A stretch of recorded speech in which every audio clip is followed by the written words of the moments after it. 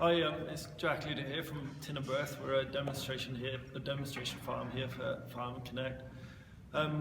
We're quite high up here. We sort of range from 1,000 foot up to 1,750.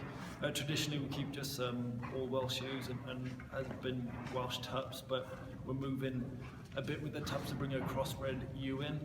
Our feeding regime really being organic farm as well. I don't want a complicated system because with work outside, I just want everything straightforward. So what we do traditionally, as in sort of third week in December, we feed all the ewes a quarter of a pound of cake, and they have that right the way through. There's no peaks or troughs with our feeding system, and they have ad-lib silage.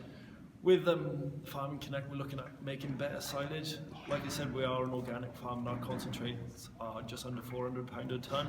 So if we can make better silage and come off buying concentrates, all the better for us, and it makes the financial situation a bit easier. So I think moving forward, our aims would be to make a lot better silage, maybe a bit more, and if we could wean the cake down a lot more, it's going to be beneficial to us.